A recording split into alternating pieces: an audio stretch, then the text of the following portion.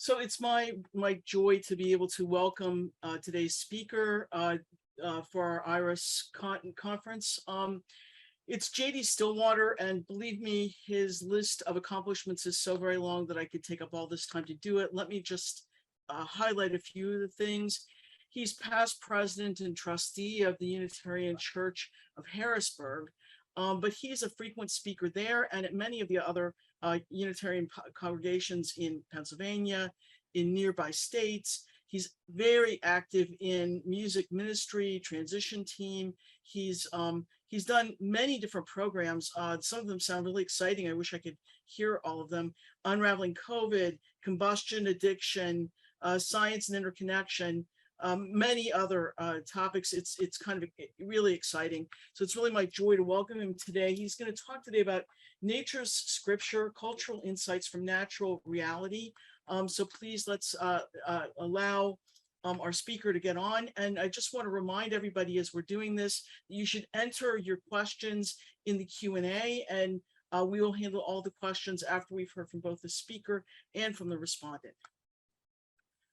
Go ahead, JD, take it away. Thank you, Gail. I've been really looking forward to this. As some of you may know, I just concluded a 24-year career as a high school science teacher. And you know how when you teach something, you obtain a much deeper understanding of it? I just realized I haven't started my slides. Let me do that before I get too far into this. Share screen, slides. Okay. I do. Okay. I think. Yeah, we see them. Got the green box, so we should be good to go. So when I started teaching, I started noticing things, implications of the science concepts I was teaching that were astounding and meaningful to me. For example, at some point teaching about photosynthesis, I realized that all plants, even giant sequoias, they make themselves from nothing more solid than carbon dioxide and water. Air and water, that's it. The total mass of minerals in the plant is just the tiny amount of ashes that are left if the plants get burned. All the rest is constructed from air and water. And because we make our bodies from plants and animals that eat plants, it's true of us too. Now, this was a revelation to me because it means I am part of the atmosphere. I'm part of the water cycle. I am mostly air and water, somehow solid and walking around on land. Kind of crazy, right? Another example, Newton's law of universal gravitation allows us to calculate the force of gravity between any two bodies with mass, like an apple and the earth, or the earth and the sun.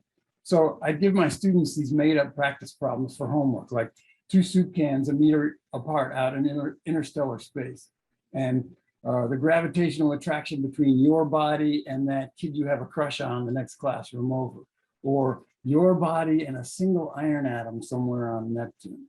Fun stuff. But the revelation came when I realized that no matter how small the objects are or how far apart, the force of gravity between them is never zero. It can be really, really small, but it's never zero. This was a revelation because it means that there are invisible threads of gravitational connection between my body and everything in the universe. Gravity holds galaxies together, and my body contributes to the rotation speed of the Milky Way. Cosmologist Brian Scrim used to say, metaphorically, of course, gravity is love. Well, it is a force of attraction, and it includes everything in the universe that has mass. When I consider that contemplatively, it does feel viscerally like some kind of cosmic hug. So I began collecting these revelations, and I found a lot of them. In 2012, I put them together into a presentation on the spirituality that I experienced from thinking about them and applying them in my life, or trying to. Please understand that I use the word spiritual the way Carl Sagan did, to refer to the experience of taking nature to heart and finding it is deeply meaningful to me.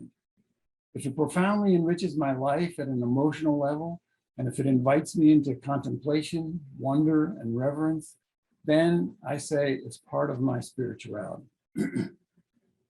So 10 years ago, I created a multimedia talk called 7 Candles.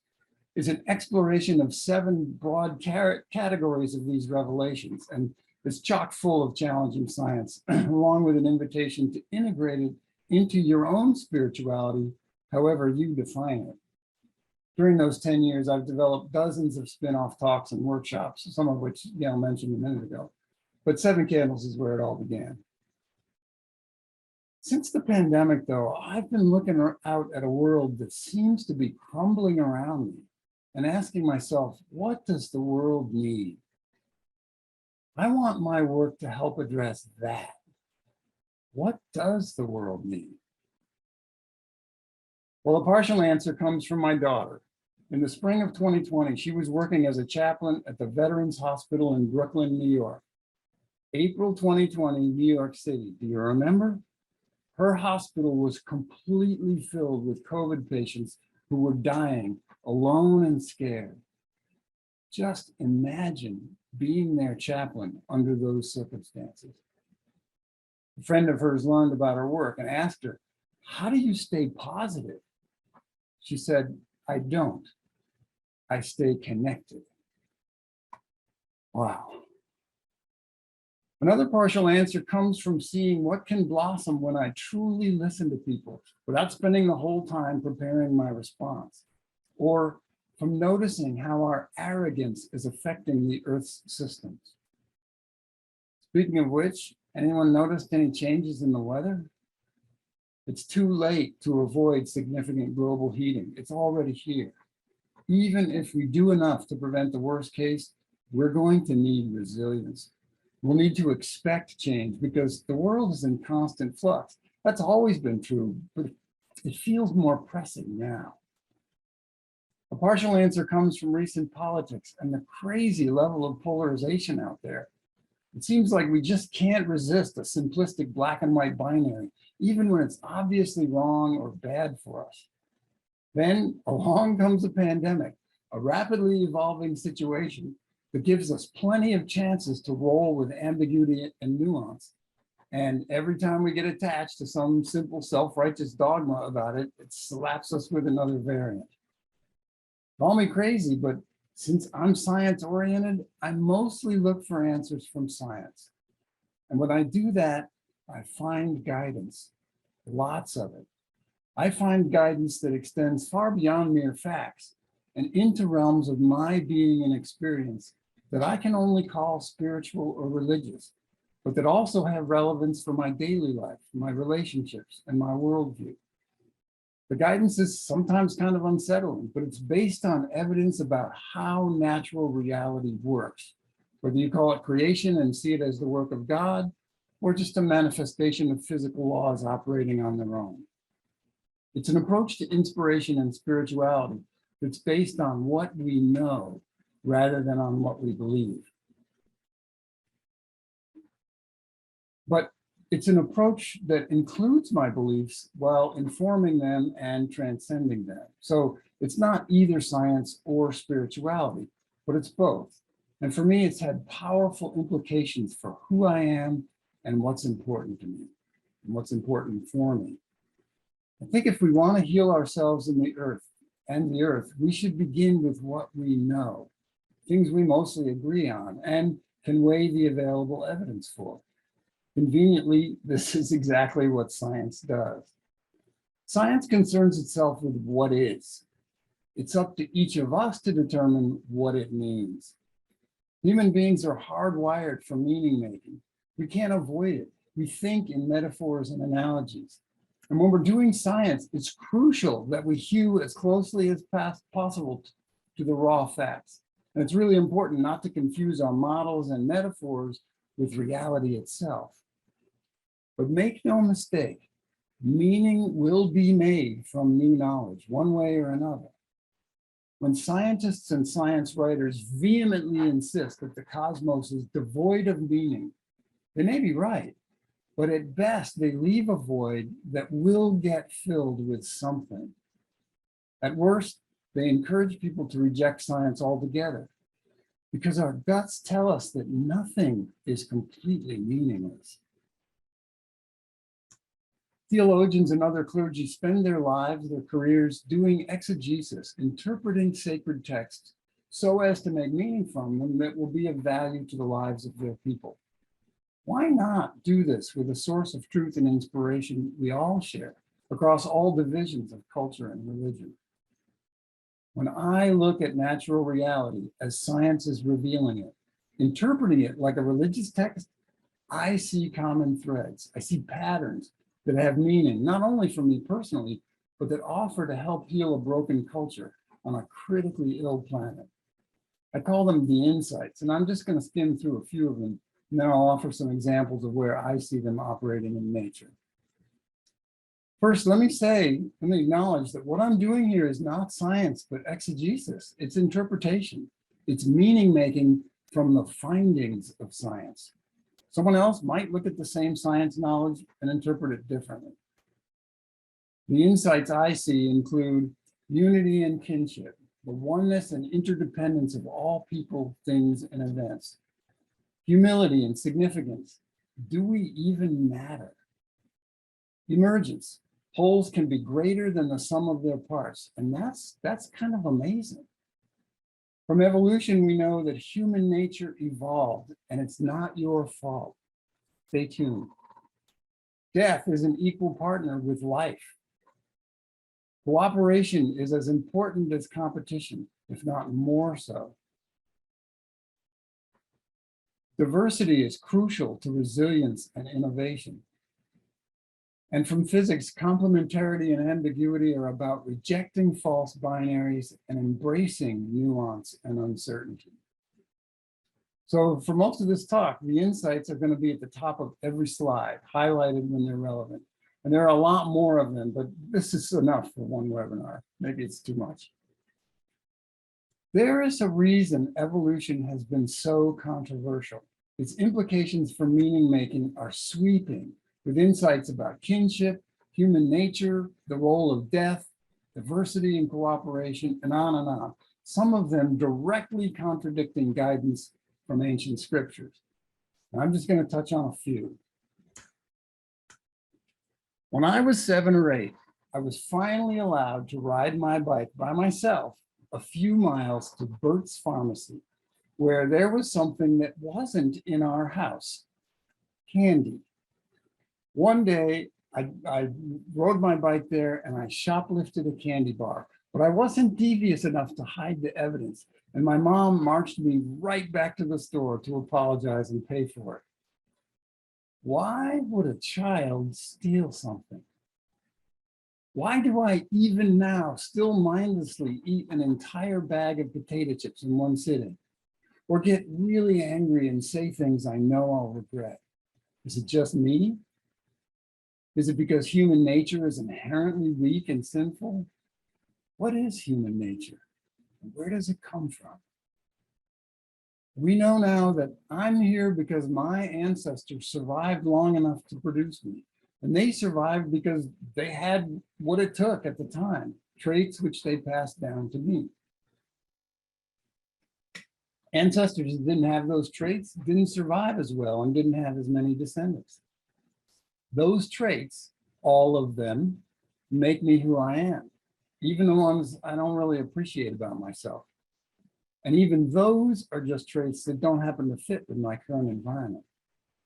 We crave things that used to be scarce, like calories and salt, but which are now overabundant. So when I set out to rise above those cravings, which do you think will serve me better? Shame for having them, or gratitude that they made my existence possible? Well, recovering addicts will tell you that gratitude works while shame worsens. Those traits are part of what is, not because we're inherently sinful, but because they're how we survived. Accepting that with gratitude will take me further than any amount of shame. So when you're facing these traits, don't berate yourself for your evolved nature. Just thank your ancestors for surviving and then do the right thing. The kind of genetic testing being done routinely now makes clear that every human being on this planet is a distant cousin. How do we treat a cousin we've never met that turns up at a family reunion. And I'm not just talking about people who look and sound like me. I'm talking about that homeless person I ignored yesterday, and the guy who cut me off on the highway, and the world leaders I regard as evil. Those are my cousins too. Knowing that they are my cousins, how then shall I speak about my political opponents? And it doesn't stop with people. Those same genetic tests and many other lines of evidence from every conceivable angle show us that every living thing on this planet is blood related, even the ones with nothing like blood, and only a little more distantly than your human cousins. For example, this is my 304,325,256 cousin, 110,385,693 times removed. Her name is Bertha, and she loves poop. She has an illustrious career in the recycling industry, and she's always been kind to me. The family tree, the tree of life is a family tree with branches for every living thing on this planet. This is not just somebody's conjecture. There is overwhelming evidence that the tree of life is a family tree, and we can map out precise relationships based on the genetic code. We humans are neither the root nor the apex of that tree. We're just one leaflet on one small branch.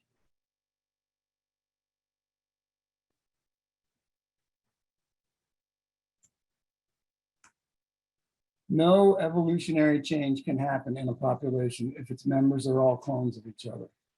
When there's diversity, natural selection has something to work with, promoting those who are most aligned with a changing environment and hindering those who aren't. Diversity is therefore a prerequisite for resilience.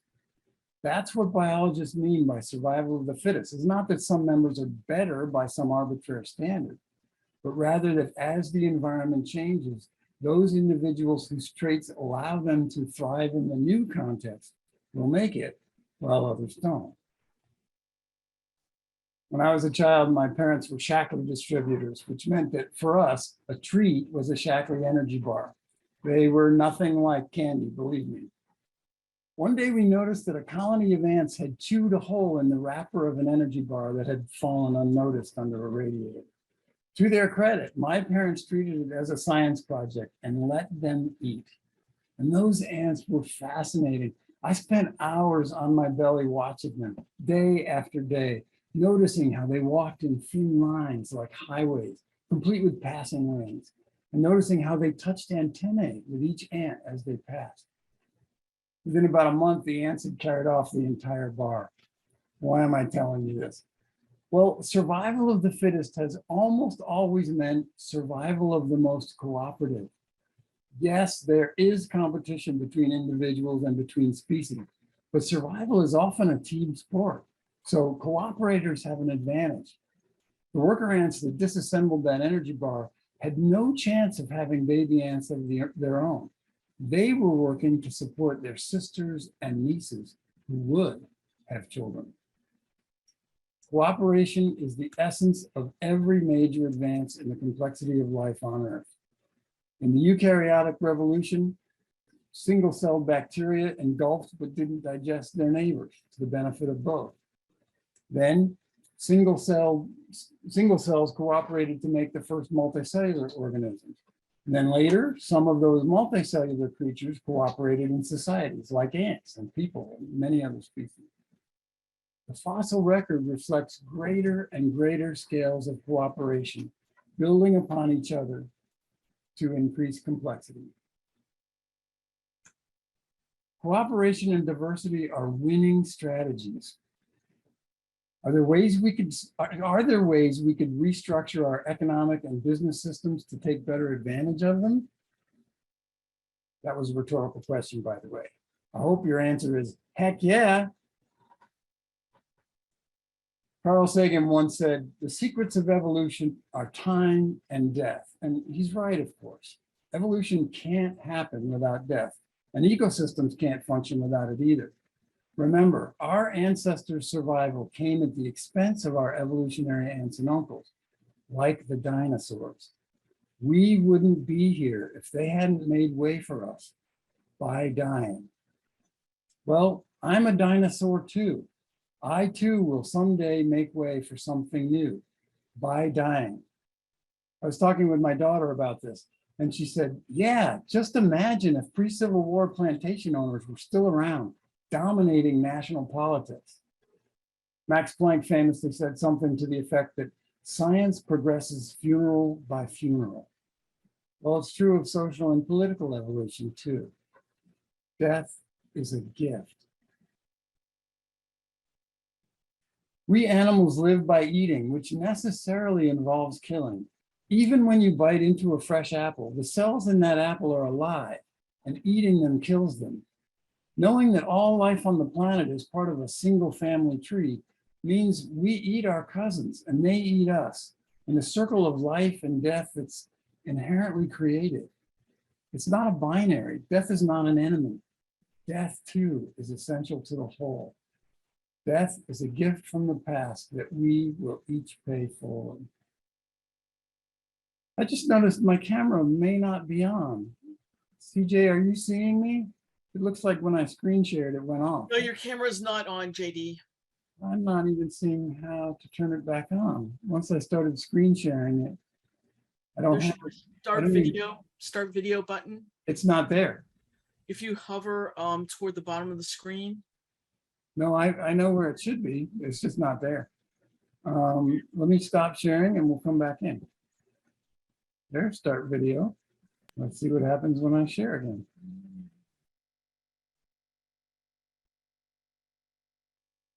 Well, I'm still there now. Yeah, you're still visible and your screen is sharing, so you're okay. I'm sorry you haven't been able to see my gesticulations as I speak. Now you can. All right, where were we? Life and death being essential to one another. I like to say life and death are like an adorable old married couple that celebrates their billion-year anniversary by making flirty eyes at each other and still having tickle fights under the covers. Whether we like it or not, they go everywhere together. We might as well make friends with death. Knowing that death and life are one only goes so far when we're grieving, though. Grief is hard. Someone once told me, we don't get love without grief, no matter how a relationship ends. The more profound the love, the more profound the grief. Grief, too, is us, is natural, is sacred. It's just hard. And it's made harder by a culture that avoids discussing it. Let's talk about death. If ecological trends continue, we may see a lot of death in the next few decades. We might as well start talking about it vulnerably and authentically. Evolution isn't finished. Evolution isn't finished. We can't do much about genetic evolution, but cultural evolution is something we each have a hand in, and it's often more powerful than genetic evolution. I think natural reality offers insights that could really accelerate cultural evolution, because when our guidance comes from interpreting the scripture of reality itself, the cultural shifts that result will be better aligned with how reality works. And I just don't see a downside to that. Earlier, I mentioned that our bodies are mostly made of air and water, plus a tiny amount of minerals. Well, the atmosphere, hydrosphere, and lithosphere are interconnected, inseparable systems, and we live on and inside them. They flow through us. Rocks dissolve in water, get washed to the ocean, then become seashells, then bird bones or rocks again. River becomes ocean, then cloud, then apple, then human, then air, all at once, up, down, across, and around, with interconnections and shortcuts everywhere. Here on Earth, all boundaries and distinctions are either arbitrary or temporary. Matter flows through me rapidly, daily, coming from elsewhere on the planet and going on to other adventures afterwards. Until recently, I used the word interdependence for this, but it never felt quite adequate. We are not separate objects that depend on trading materials and energy with other objects. We are integral elements of a greater whole. It's overly reductive, I think dangerously so, to conceive of my body as somehow separate from, for example, the carbon cycle. I'm in it. I am it, at least in part. Recently, I heard someone use the word interbeing as proposed by Buddhist teacher Thich Nhat Hanh. I think interbeing fits better, not an existence as a distinct but interdependent object, but rather integral interbeing with a living planet in a creative cosmos. In nature, there's no such thing as rugged independence. There's no sovereignty, no private property, no central authority. I hate to bear disappointing news, but pulling yourself up by your own bootstraps isn't real. We are always interexisting with others. We are Earth. None of us were dropped here by aliens fully formed, right? There are days when I feel like I must have been, but no, I was born here, and my body is made and remade of the dust, water, and air of the earth. It flows through me every day. I am Earth. We are Earth.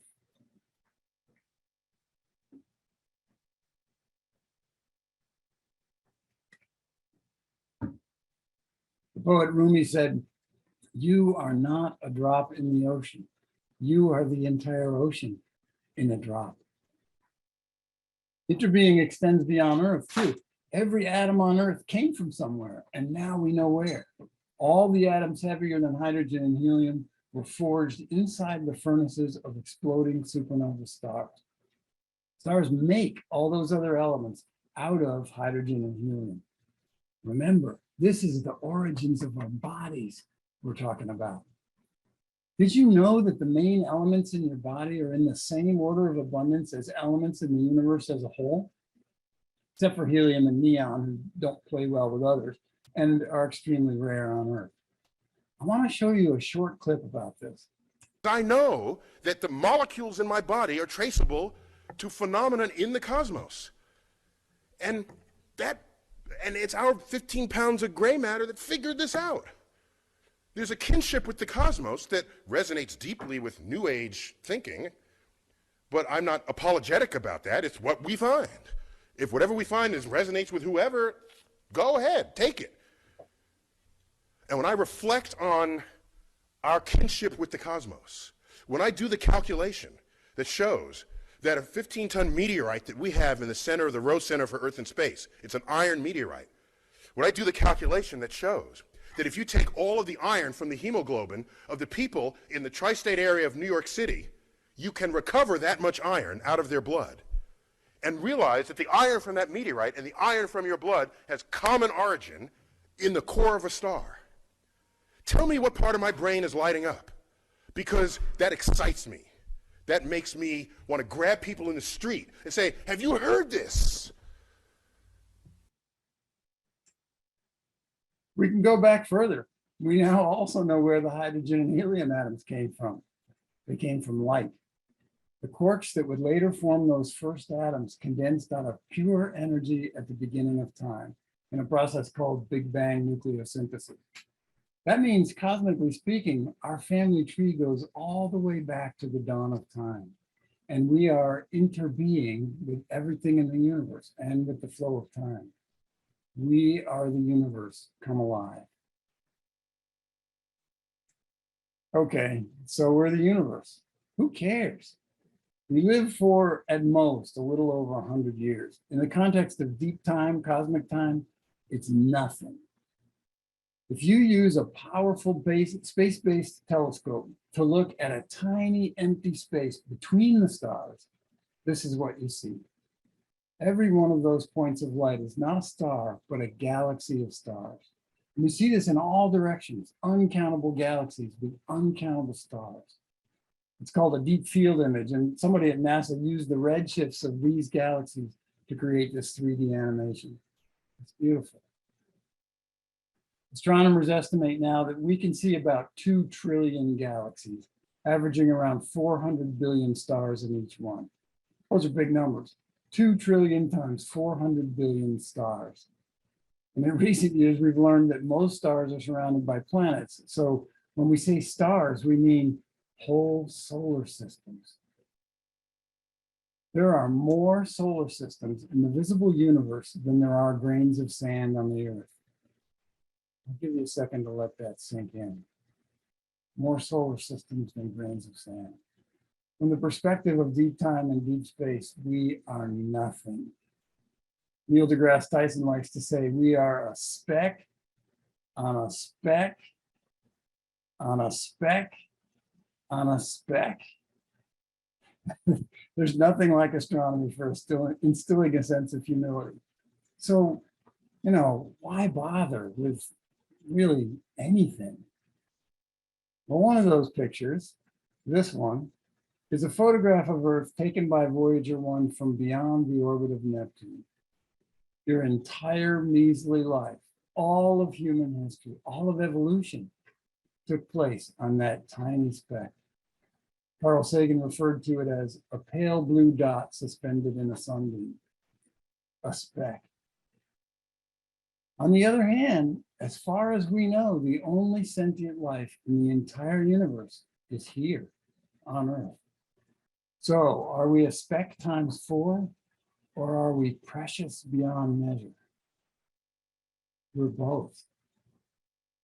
I think an appropriate level of humility, informed by knowledge of our significance, is exactly what's needed to honor with our behavior the preciousness of life on this most rare and precious living planet. In 2017, I was fortunate. I got to travel to Oregon's Central Desert with a group of students to see the Great American Eclipse. And I knew it would be a cool astronomical event, but I really had no idea. The experience was ineffable, and my attempts to describe it have always fallen short, but I'm going to try here. There was this feeling of anticipation when the moon first made contact with the sun's disk and then slowly began devouring it. It was slow, but it was fun to watch. And over the next hour or so, the light around us dimmed, not suddenly or obviously, but the whole world began to look thin, kind of papery, two-dimensional. And then it was dark, not midnight dark. The horizon looked like early dawn, but all around, not just in the east. Stars twinkled clear and bright over our heads. Tendrils of misty light streamed out from the ominous black disk where the sun should have been. And I became intensely aware that the light I was seeing from the sun's corona traced a laser straight line of connection from my eye up through the atmosphere, just glancingly touching the moon and reaching all the way to the sun, drawing me into their primordial dance, a dance that conjoins space and time and marries dynamism with stillness and connects descendants with ancestors. But these weren't thoughts. I felt all of that all at once, like a cool shower on a hot afternoon. It was overwhelming, breathtaking, beautiful. And then it was over. 2 minutes of totality is painfully short.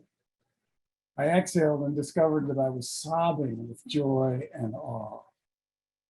It was quite an experience. And your chance is coming. The next total eclipse in North America is April 2024. Don't miss it. Don't miss it. Anne and I are already making plans. In a time when so many of us are feeling disconnected and insignificant, it's been helpful to me to be mindful of those connections. You know, what my hands do, I do, because my hands don't operate independently. And by analogy, what I do, Earth does, because I don't operate independent of the Earth. And the entire universe does it for the same reason. Everything I do or don't do matters. The universe is like a precious work of art. Changing any part of it changes the whole thing. And when that part is the only place where there's life, however small, it really matters. To even imagine otherwise requires a notion of separation, a worldview of separation. that's simply not supported by how nature works on all scales. You and your choices matter. You can't not matter. We are the eyes and hands of the universe.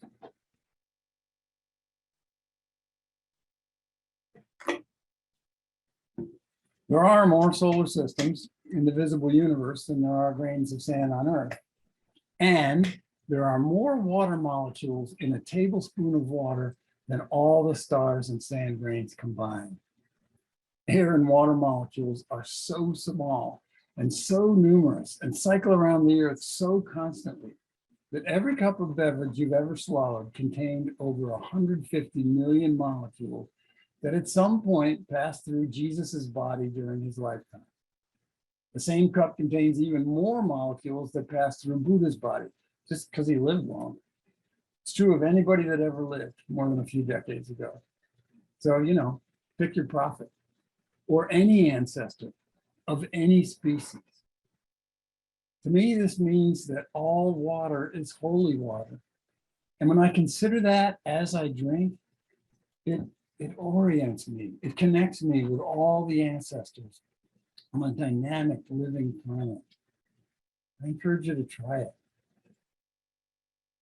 If we keep acting like we're separate and like the cosmos is ours to commodify, we will continue damning ourselves and our children to the hellish future that is already looming just ahead. Interbeing means that what Martin Luther King said about human justice applies also to everything that is. We are caught in an inescapable network of mutuality, tied in a single garment of destiny. Whatever affects one directly affects all indirectly.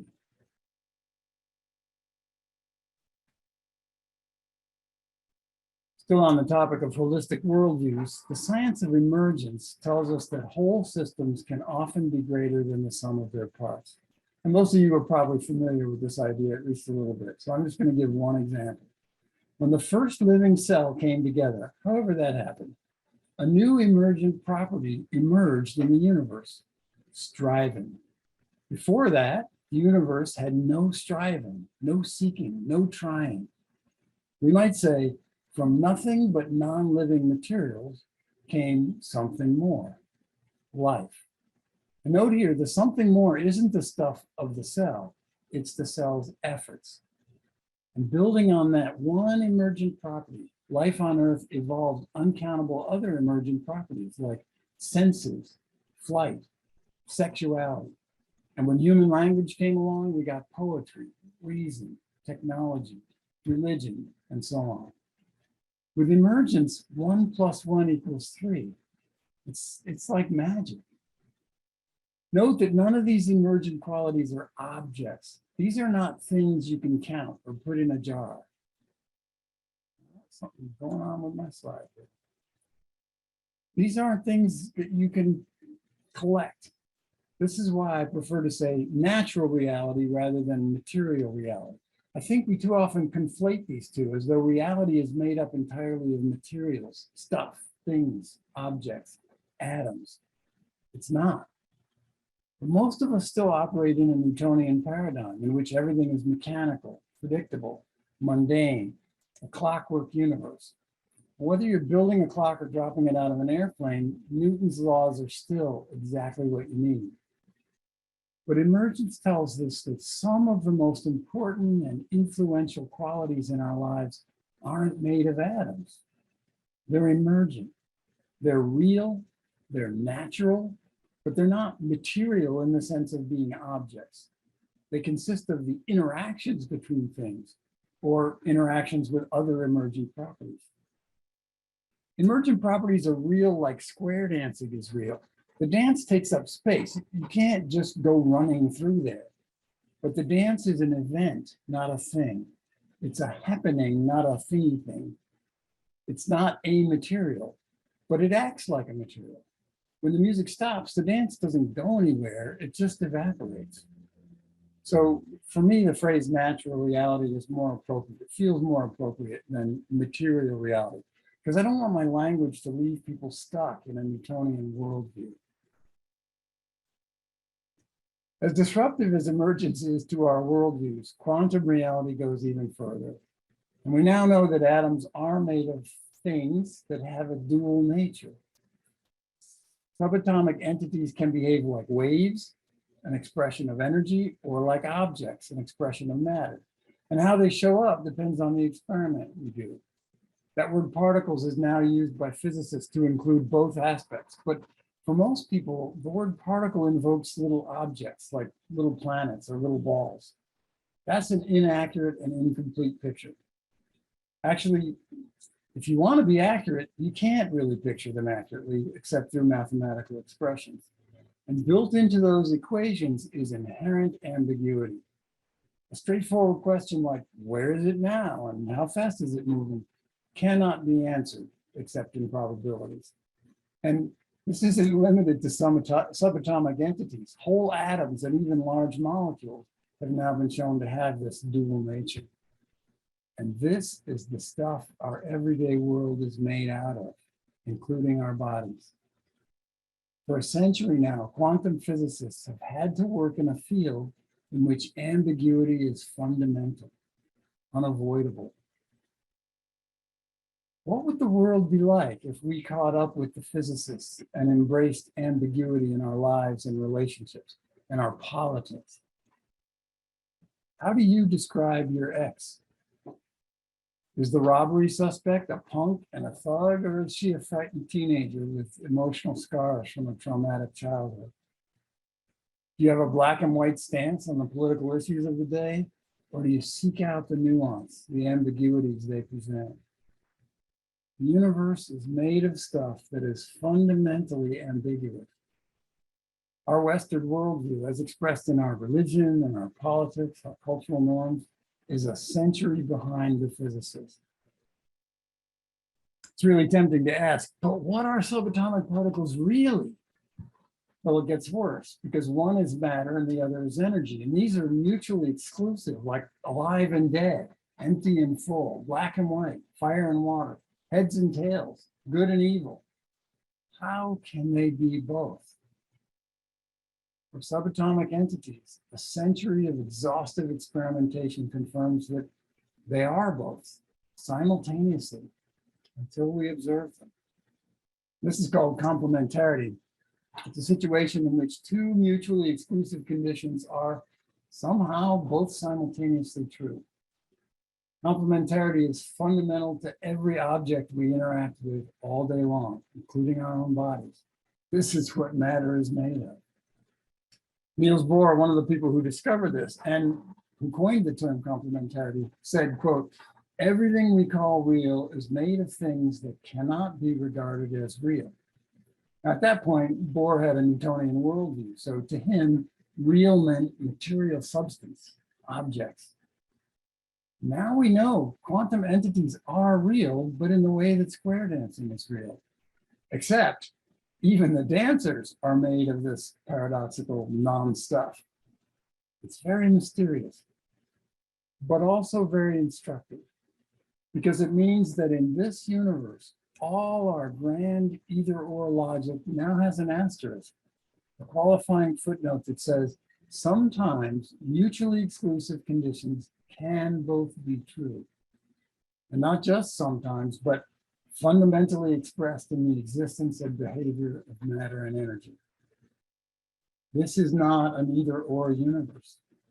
This is a both-and universe. Notice that our both-and reality includes either-or realities, such as coin flips. When you flip a coin, it will land either on one side or the other. And that either-or outcome takes place in a universe that includes both of those possibilities while the coin's in the air. And the coin itself is made of both-and quantum particles. Both-and is everything, is wholeness. And it includes moments and regions of localized or temporary separation. What meaning do we take from this? Well, if a proton can be both a wave and a particle, you can surely be both masculine and feminine. A biracial child can be both white and black and not have to explain herself to anybody. An embryo can be both an invasive lump of undifferentiated tissue and a potential human being. Clearly, reducing these to binaries in our political sphere has not protected us from the social pain of grappling authentically with the nuances involved. If we want to be honest and authentic in our thinking, then let's embrace ambiguity, if not complementarity. Let's practice rejecting simplistic binaries early and often. Now, the Euro-American culture I was raised in bristles at the very idea of this. This culture, with its economic assumptions now imposed on the entire world, is based on rigid binaries. You're either growing or dying. You're either with us or against us. You're either civilized or savage, guilty or innocent, all or nothing, liberal or conservative, gay or straight, part of the problem or part of the solution. It's just not true. If we value the existence of life on this planet, why don't we start by consciously and deliberately trying to get comfortable with ambiguity and complementarity? We can call each other out when a nuanced question is posed as a binary. Is it really binary? What other perspectives are we missing? I don't have to tell you about the many global catastrophes we've already set in motion. Someone said, don't think of this as the hottest summer of the last 100 years. Think of it as the coolest summer of the next 100 years. I think if we want to have a chance of human life surviving, it's not enough to tweak our systems around the edges. We have to fundamentally change our culture, our worldviews, our values and expectations. To what, though? To something that works with natural reality instead of against it. Something with connection and humility built into its foundational narratives and assumptions. A worldview that encourages patience with ambiguous situations and presumes constant change and adaptation, including losses and cycles. A worldview that's aligned with the world. Can't see that. So we start with the best understandings we have about how reality works. We make what meaning we can from it, incorporating those insights into our deepest thoughts, our religious practices, all our human systems. One person, one tradition, one nation at a time. Because these threats that we face are global in scope and require global cooperation to mediate. So clergy people who are watching tonight, do you preach from the scripture of nature, of science? If not, why not? Is it not as valid a source about the mind of God as scriptures transcribed by people centuries ago?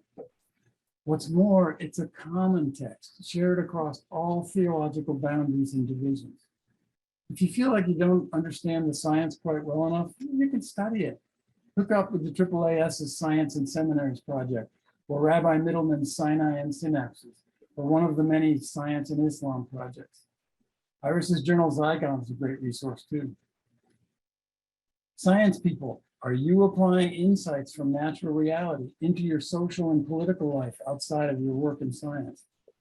If not, why not? It's not that surprising that an adolescent culture that arose out of feudalism and superstition would be somewhat at odds with how reality works. But you are the prophets who are revealing how it works. Interpreting your findings for the benefit of society is not a betrayal of the data. It's part of the natural evolution from discovery to application. And if you don't guide that process, someone else will. And they're much more likely to get the science wrong. To everyone, I ask you to ask yourselves, what does the world need right now? And how can I be that? I think the world needs people who see the big picture. A precious planet on a minuscule, lonely, galactic backwater that nevertheless harbors the rarest and most fragile jewel in the cosmos, life. The world needs people who look up at the heavens and see their own origins and feel in their bones their ever-renewing oneness with all of it. People who know that they matter and that they can't not matter. I think the world needs people who greet all their long-lost cousins with joy and reverence, and who humbly accept that they exist within evolving cycles, holy cycles of matter and energy, life and death, ebb and flow. I think the world needs people who value evolutionary change, recognizing that there isn't just one right way to do things, and that progress grows out of diversity and cooperation. I think the world needs people who revel in the mystical magic of emergence and who understand that their body is a sacred case of 1 + 1 = poetry, and care for themselves and their bodies accordingly. I think the world needs people who dig deep into their own culture and worldview, looking for alignment, looking for holism, actively seeking out nuance. People who seek commonalities across differences and separations of all kinds, mindful of their interbeing with everything. I think the world needs you. Thanks to everybody for being here and letting me speak with you tonight. I'm grateful also to Maynard for setting this up and CJ and Gail for being the behind the scenes crew. And I'm looking forward to Ron's response and to talking with him. Thanks so much, JD. That was great. Some questions about coming in already, but we're going to have the responders speak first. But I will encourage people to please ask questions, put them in the Q&A, and we'll handle them afterwards. So our respondent for today is Judge Ron Yoder. He has sung in many different choirs. He attends different churches, and he calls himself, quote, a Gandhi Protestant, Gandhi Protestant, Hindu, Muslim, Christian, Jew. So he's very much interfaith oriented. He served on the board of the Interfaith Council of Metropolitan Washington. He's established, there was in 2007, he established a scholarship at Virginia Tech Theological Seminary. He has been very active after graduating from the Virginia Law School. He spent a year at Yale Divinity School as a Rockefeller Fellow. He's practiced law in New York and Washington, D.C. for 14 years. He was a federal administrative law judge for 44 years until his retirement as chief judge of the U.S. Department of Transportation in January 2020. So he comes with a very interesting background, and we're interested to hear the comments that he's going to make next. Judge Ronnie, let me turn it over to you so that you can be a respondent here.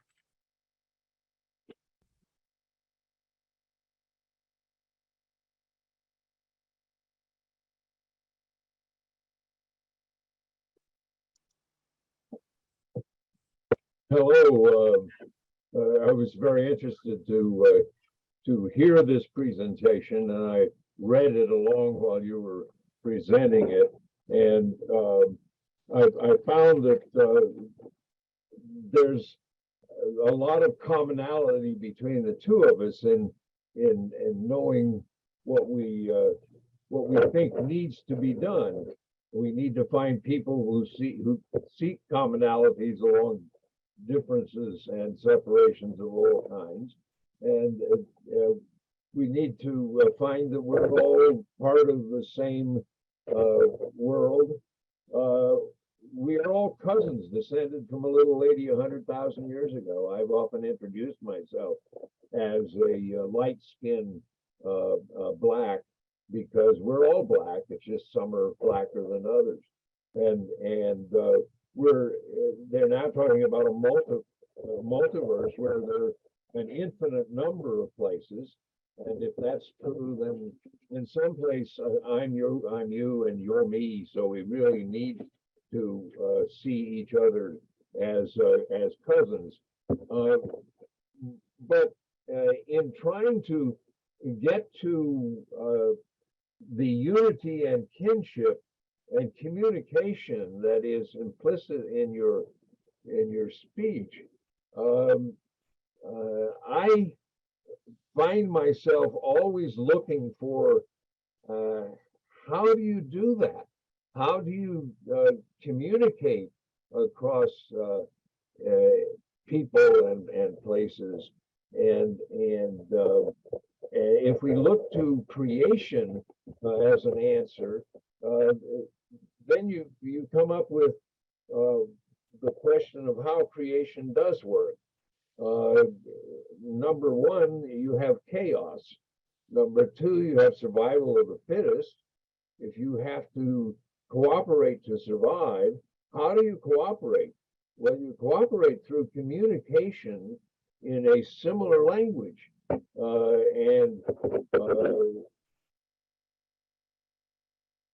The world presents, the creation presents a dog-eat-dog food chain. It's basically unfeeling and uncaring. It is heading for extinction and oblivion within maybe 5 billion years when our sun is supposed to end. And where do you look for love and kindness in this list? You find love and kindness in creation, but you don't find it very well commonly articulated. The things that people add to this mix are beauty, art, music, religion, philosophy, and science. Those are all things created by the mind of man. And in that, we search for order and meaning. But what is the philosophical center if you look in science for an answer to how we get all these people working in the same direction? There are 800,000 Unitarians, 8.8 million scientists. There are 5.8 billion people in religions of one kind or another across the world. And finding commonality and unity with them is a real task. Everyone creates their own philosophical spiritual center that some people call God. Every song is a prayer which builds your self-understanding and your own myth structure. Now, those are not necessarily things that are going to bring the world together. How can you communicate spiritually without a common self-understanding or philosophical center? And you can't bring people together without it. That's why I have begun to call myself a Gandhi Protestant. In other words, he called himself a Hindu, Muslim, Christian, Jew, and my upbringing and understanding is basically Protestant. So I call myself a Gandhi Protestant, building on the truths within each of those systems and making them comport to a standard, a philosophical standard that is consistent with my understanding of how people should be living and getting along. The Interfaith Council of Metropolitan Washington is 11 different world religions trying to bring the world together to build bridges, not walls or barriers. My scholarship at Virginia Theological Seminary is structured on the question of whether love is an appropriate center for all religions and philosophies. We've had papers submitted in connection with that scholarship from all over the world, more than 100 at this point. But if love is the center, love is not soft or easy. Ask Gandhi, Nelson Mandela, Desmond Tutu, the Anabaptists who forgave the murderers of their children, Dietrich Bonhoeffer, who concluded that his God of love required him to kill Hitler. It's okay for each of these religions to have their own myths and creeds and music and scripture, provided they are supported by an appropriate philosophical center and are demythologized. Music and art add beauty and feeling if they support an appropriate philosophical center and are demythologized. But Jesus loves me, this I know, and onward Christian soldiers suggest rather substantially different gods and philosophical centers. And we need to pay attention to that, not only in Christianity, but in all religions. Blind subservience to doctrines and creeds destroys the unity and kinship that you were talking about. The Lutherans decided they should kill all the Anabaptists because they wouldn't baptize babies.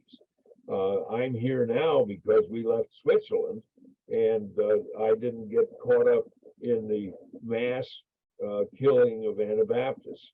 Kill all the witches, the Salem witchcraft trials. Kill all infidels.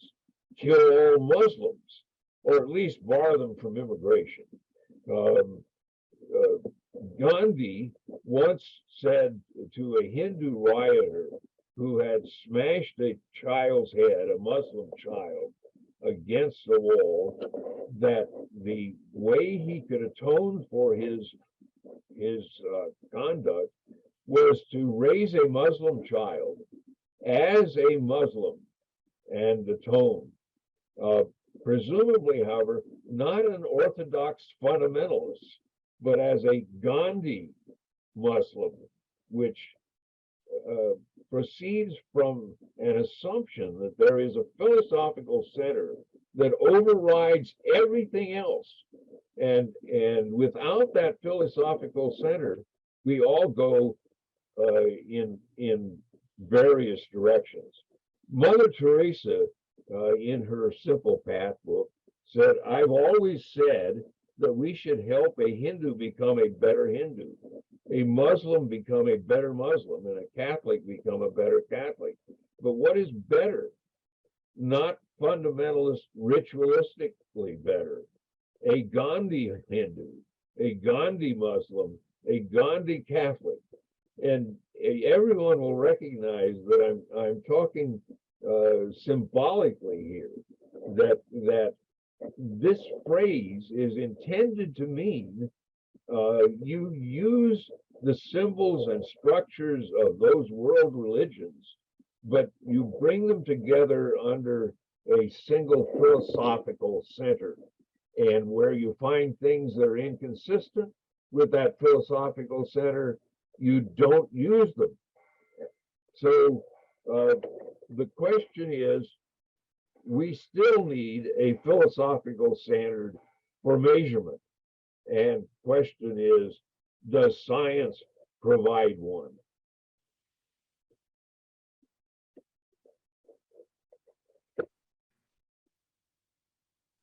All right, that was great. Thank you so much, Judge Ronnie. We now normally allow JD a little discussion between the two of you. So JD, do you have anything you want to say to Judge Ronnie and back and Ronnie back? Yeah, I loved what he said. I love the idea of love as the center, the philosophical center. I think what I'm offering is a little different. I think love is probably the only philosophical center that could, that is, I think Ron is absolutely right when he says that each religion has its different doctrines, and embedded in those doctrines are both things that we would all regard as good and helpful and unifying, and also things that that tear us apart and cause us to commit violence against one another. Love is the common area that is common to all the different theological approaches and the different cultural traditions. What science offers isn't so much a philosophical center, but a common scripture, and that's what I guess it's part of what I'm offering. It's the heart of what I'm offering, because all of those religions, with all their different doctrines about the supernatural, they all do their work. They all live their lives. All the people that are in those traditions and developing those traditions live in natural reality. It is one thing that we all have in common. Even if somebody doesn't believe in love as a worthwhile goal or a worthwhile anything, they still have to live in natural reality. And what we've found over the centuries is that the findings of science become, they get woven into the cultural fabric sooner or later. There aren't many people, there are a few, of course, but by and large, the human race has accepted that the Earth is a sphere that rotates once a day and goes around the sun. That was hugely controversial 400 years ago. Very few people accepted that because it was bizarre, it was crazy to think that way. But now we just accept it. It's built into the fabric of our worldview. What I'm attempting to do is speed up that process so that we don't have to wait 400 years for people to weave into their worldview the way natural reality works as we understand it now. So science doesn't offer a philosophical center. I agree with Ron on that, but it does offer, it could offer a common scripture, a common body of knowledge, literally body of knowledge. That's what science means. The original Latin means knowledge. And but does it offer a common scripture accessible by 6 billion people? sure, it will. Don't weave it into the fabric of the cultural and philosophical centers that they do relate to, you'll never reach them. Absolutely, completely agree. And that's what we need to do. We need to make all of our clergy science literate as well as we can. And those clergy need to Amen commit to themselves. that. What's that? Just try to get them to tell people what they know about the religions that they are preaching. That's a big job. I am asking a lot for sure. But really all I'm asking is that we accelerate the process. If things continue as they have over the last 500 years, by 500 years from now, this will all be common knowledge. It will be woven into people's worldviews. I just want us to do it in the next 5 years instead of the next 500, if we can. And each person has to do that on their own. And a lot of it is cultural. I think you hit it right on the head. The way our culture interacts with the world and orients itself in the world is very much focused on dog eat dog, competition, get while you can, take what you can. And there are elements of that in natural reality. Absolutely. Survival of the fittest is part of it. But cooperation and competition work together. And they've been doing that for billions of years. And it's time we express that in our culture now that we know that it's true. And we didn't even know that 100 years ago. Cooperation was kind of on the fringes of evolutionary biology. But now we see it everywhere. And we can't even digest our own food without a whole ecosystem inside of us helping us do that. So I think of it, actually one of the taglines I have played around with is the interfaith promise of science. Science is what we all share. Natural reality is something we all share. And, you know, Christianity has, there are subsets of Christianity that have taken on new scriptures. For example, the Book of Mormon. And to a Jewish person might consider Christianity to have added scriptures to Judaism. I'm suggesting that every religion add another scripture to preach from and to take wisdom and insight from. And that's reality itself as science reveals it. So, and I completely agree with you that love has to be part of that. And right now our cultures don't express that as well as they could. Well, we'll work together. Ah, good. Okay, guys, this is a great conversation. Let's bring some others in by opening it up for the questions. There are some questions in the Q&A, and let me remind the audience to feel free to put in some questions. I don't know if we'll get to all of them, but we're going to try. So the first one is from Jason Kuhn, and he says, he actually says, what a great talk, JD. The first inkling of a nature-rooted spirituality is often awe, oceanic feeling, wonder, humility, which we are all individually truly spiritual feelings. I think there are many people on this planet that are in touch with that. How do we committed religious naturalists get people to move beyond the internal spirituality to the external one, the one that cares, that loves, that motivates to do good, that abides, etc.?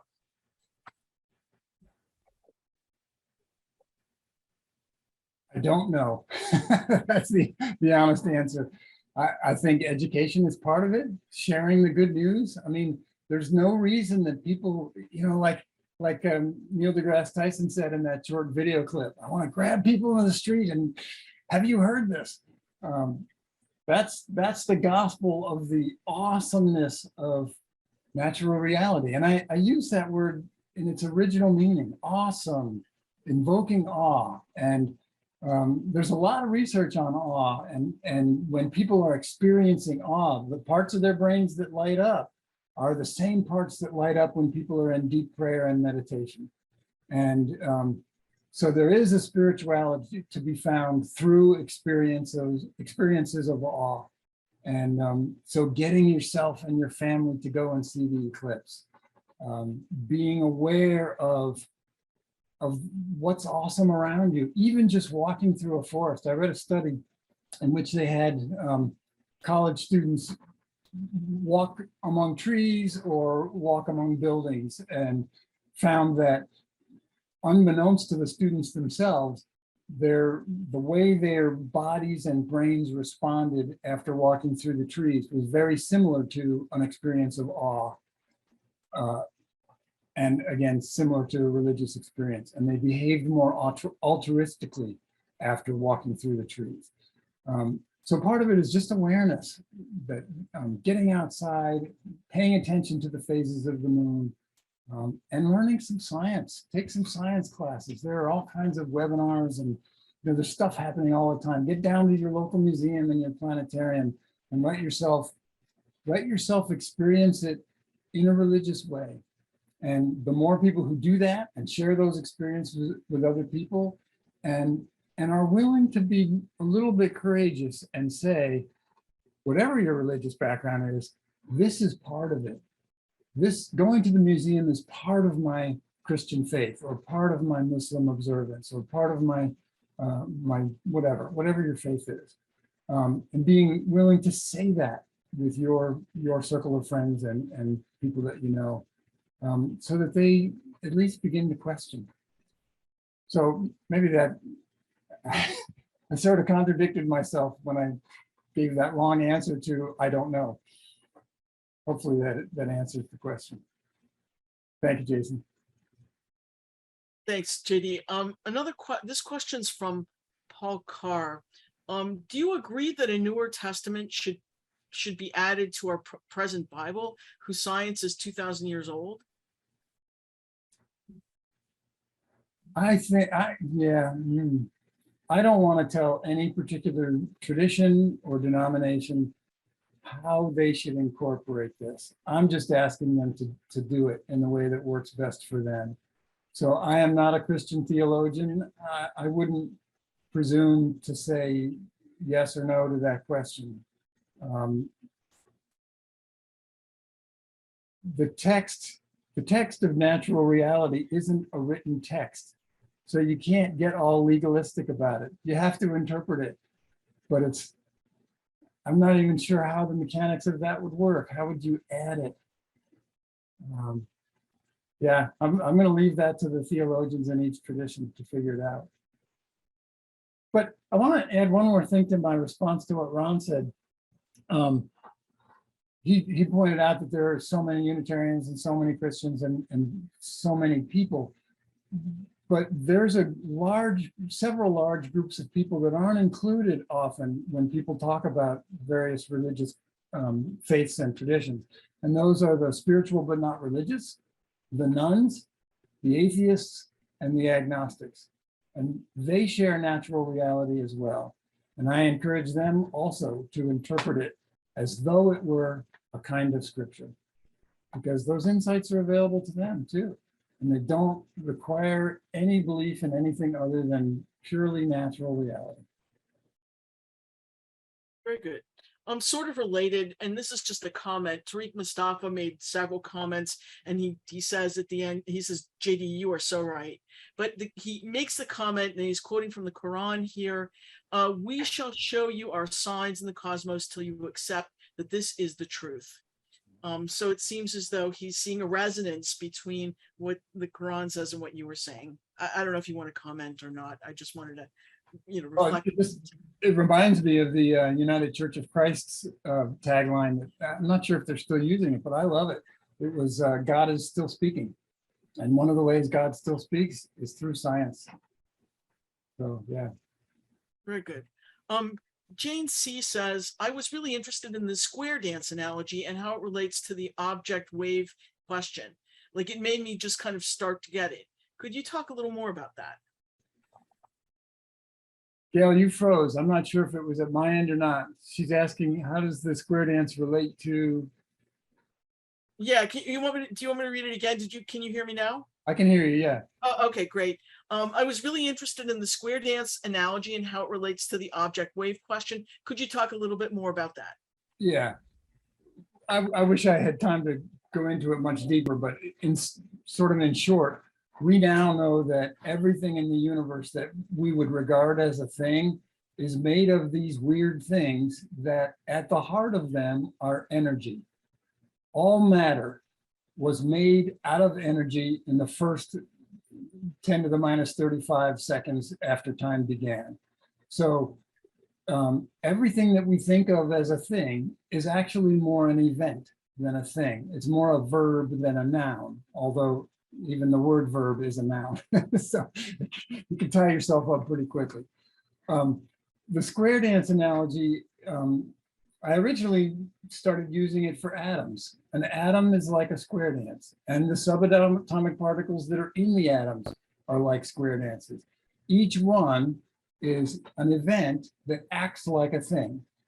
And when they're acting like things, they can build upon one another to make macro scale objects. But when you look closer and closer and closer and try to figure out what are they really, all that you find is energy. And that means there are no nouns in this universe. There are no objects. There are only verbs, only events, only happenings, only the flow of time and energy doing interesting things as time flows. That's hard to get your head around because most of us, myself included, still have to operate in a Newtonian paradigm. And how will we express this new quantum understanding? Sooner or later, it is going to get woven into the fabric of how we orient ourselves in the world. Right now, it's hard to see. But you can think of every object you've ever interacted with as an event that's made up of smaller and smaller events acting like objects. Right.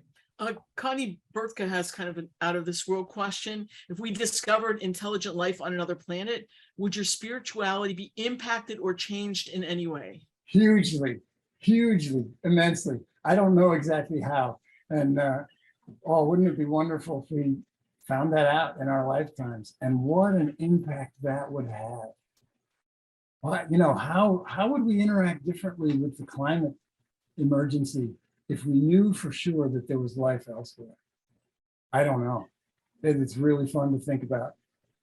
But yeah, I can't imagine that it would have massive impacts on all of our worldviews, personally and also globally. Great. Next question from Sally Bowden-Schabel. Your thinking is deeply wise and reflects such knowledge of science and the natural order of things. I believe we are in the adolescence of human development as a global society. I have such difficulty being with truth of suffering as it is being experienced here and now that results from the ignorance of individuals in control and who make decisions that profoundly affect all beings, including the health of the living planet that sustains all life. So maybe here's my question. How do you maintain resilience, some kind of hope or faith, if the ship is sinking, time is running out for humanity? How do you reach those in power with the wisdom of your message? Oh, if I knew that, I'd be doing it. Speaking like this is part of it. It's the universe, especially human societies, are complex system. And so complexity theory plays a role. I think if each of us just keep doing what we're doing, we don't know what we don't know. So, I don't know who's watching this now, and I don't know what each of you are going to do with what you heard tonight. But there may be a path that I can't see and won't see between what I said tonight and some world leader that can make a difference. And that's not just true of me, that's true of every person, every minute of their lives. I feel like I'm not answering the question very well, but each of us has to do what we can.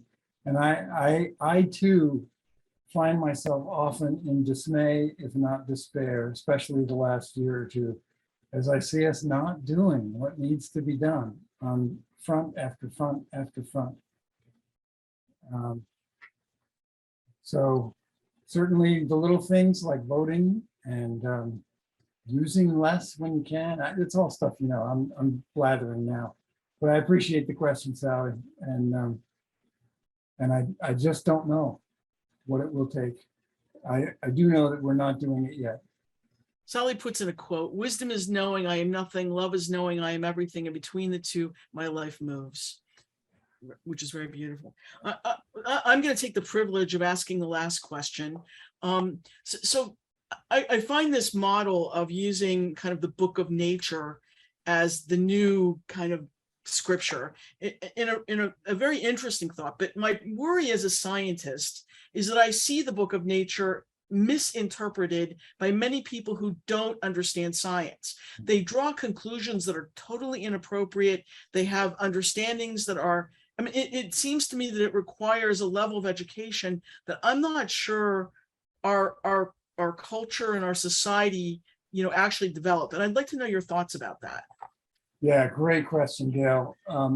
I think part of the dysfunction that's happening is that many scientists are really reticent to even weigh in, to even wade in to those public discussions. And the ones that do too often keep pounding this point about how the universe is devoid of meaning and meaningless, and you know the very strident, militant.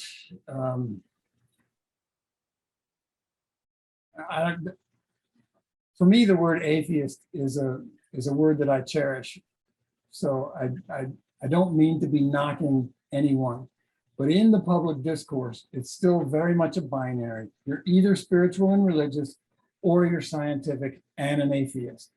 And I think, as I said in the last part of my speech there, I want scientists to weigh in, to be vulnerable, to when they see bad science being misused in the public sphere, to speak up and say, you know, if you're a Christian and a scientist, say, hey, I'm a Christian and I know more about that than you do, and here's the truth, and here's why I think it's important, and here's what it means to me. But I think a lot of scientists are really shy about sharing themselves and their thought processes authentically, and doing so in a way that's inclusive and respectful of people from other traditions. It's a risky time for scientists. I mean, I have to admit. I mean, look at they're talking about putting Fauci on trial for you know criminal behavior. I mean, it's a hard time, but let's hope this passes. I appreciate your optimistic message. I want to thank both of our speakers. JD, this was fabulous. It was very inspiring, actually. And Judge Ronnie, your comments were provocative and made us really think hard. I'm grateful to both of you. I think it was really wonderful.